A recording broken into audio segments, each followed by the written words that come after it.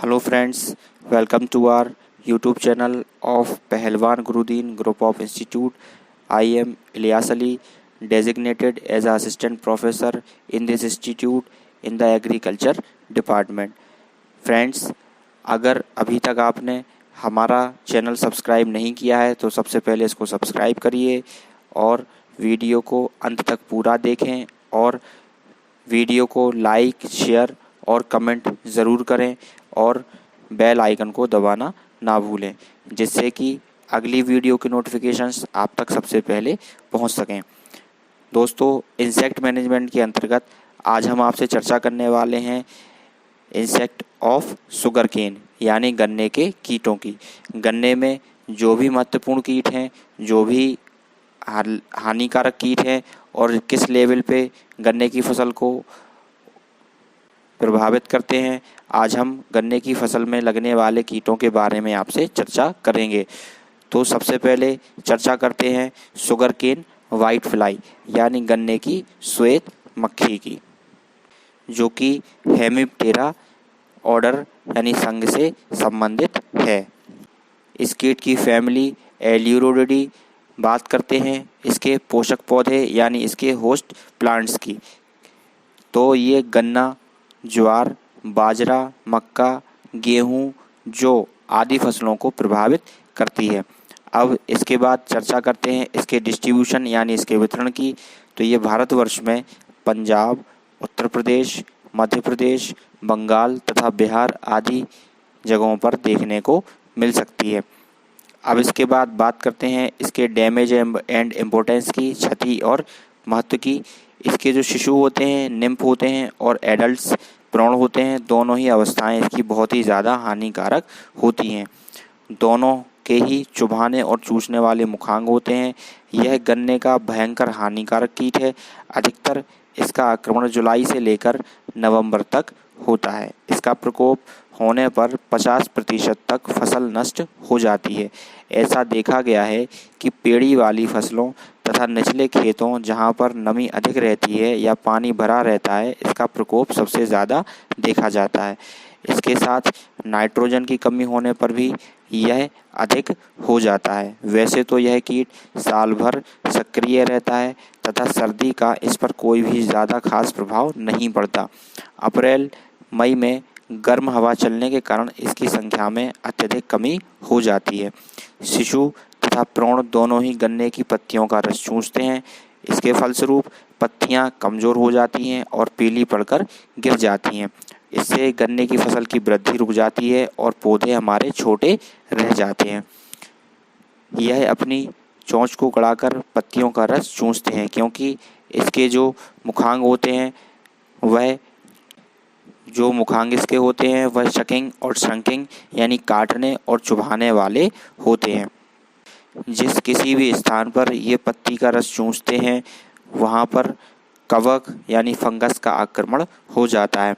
अधिक आक्रमण होने पर पौधों का रंग हरे की बजाय कुछ लालिमा लिए हुए या पीला मालूम पड़ता है।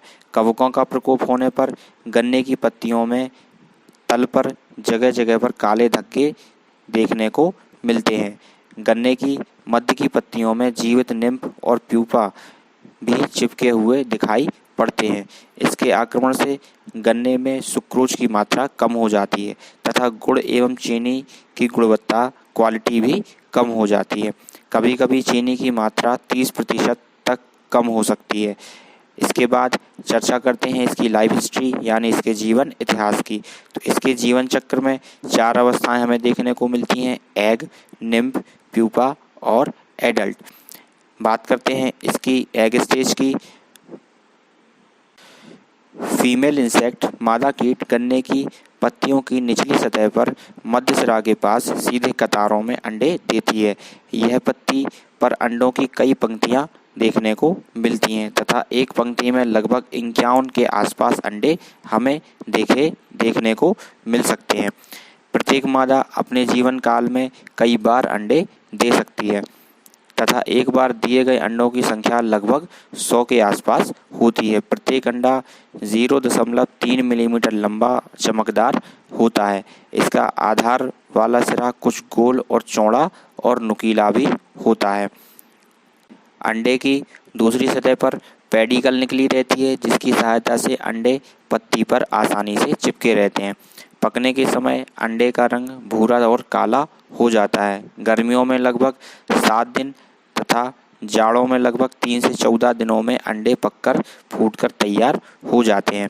इसके बाद ये निम्फ स्टेज में चेंज हो जाते हैं। इसे अभ्रक भी कहा जाता है। प्रारंभ में यह अंडाकार और चमकदार होते हैं। समय इनकी एंटीनी 4 खंडीय तथा पूर्ण विकसित 3 जोड़ी टांगें होती हैं। शिशु पत्तियों पर इधर उधर टहलते रहते हैं तथा उपयुक्त स्थान मिलने पर वहां पर चिपक जाते हैं और रस चूसने लगते हैं। लगभग 3 दिन के बाद यह मोल्ट करता है। द्वितीय इंस्टार निम्फ चमकदार काले रंग का होता है तथा इसकी अति छोटी टांगें होती हैं एवं एंटीनी भी नहीं होती। इस अवस्था में यह एक स्थान पर चिपके हुए पत्तियों का रस चूसते रहते हैं। कुछ समय के बाद पुनः निर्मोक करता है और तृतीय इंस्टार में बदल जाता है, जो पूर्ण विकसित होने पर 2 मिलीमीटर लंबा हो जाता है। इसका रंग दूसरे इंस्टार की तरह ही होता है।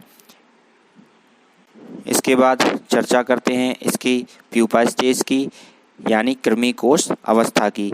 इसे हिंदी में घोंगा या शंकु भी कहते हैं।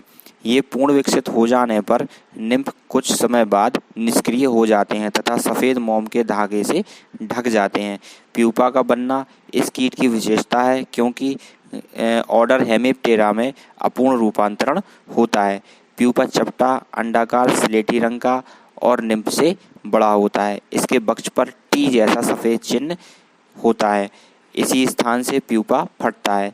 साधारणतः प्यूपा स्टेज कोशावस्था 7 दिनों की होती है, जो सर्दियों में बढ़ जाती है और ये इंसेक्ट एडल्ट इंसेक्ट में यानी प्रौढ़ कीट में चेंज हो जाता है, जो कि बहुत छोटा, लगभग 2 से 5 मिलीमीटर लंबा तथा 1 मिलीमीटर मोटा भी होता है।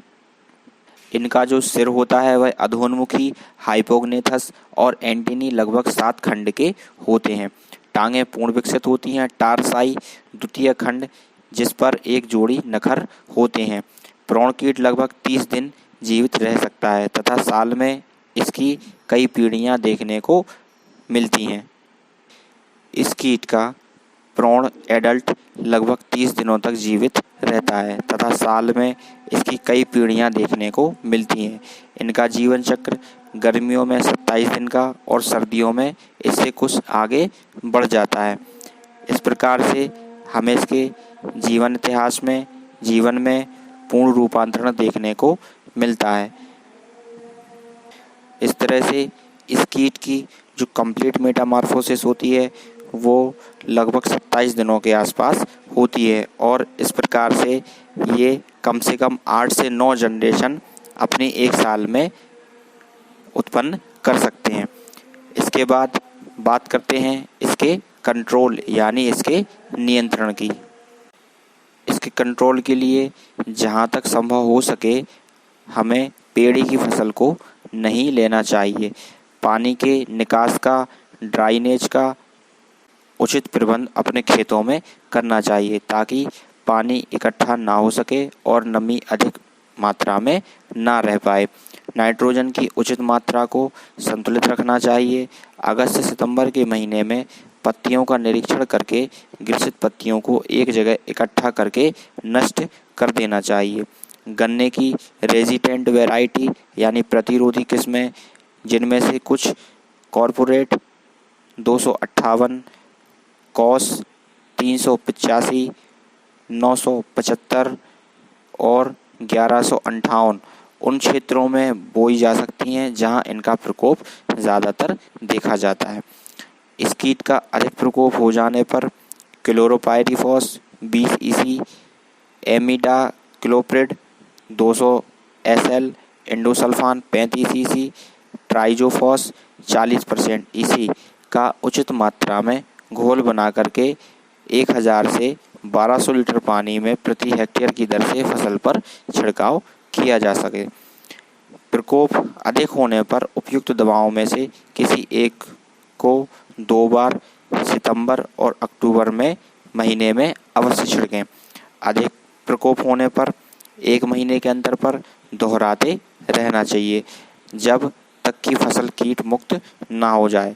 और इस कीट को हम इसके जो नेचुरल एनिमीज़ हैं उनसे भी कंट्रोल कर सकते हैं। इसी के साथ मैं आशा करता हूँ कि आपको मेरा ये वीडियो पसंद आया हो।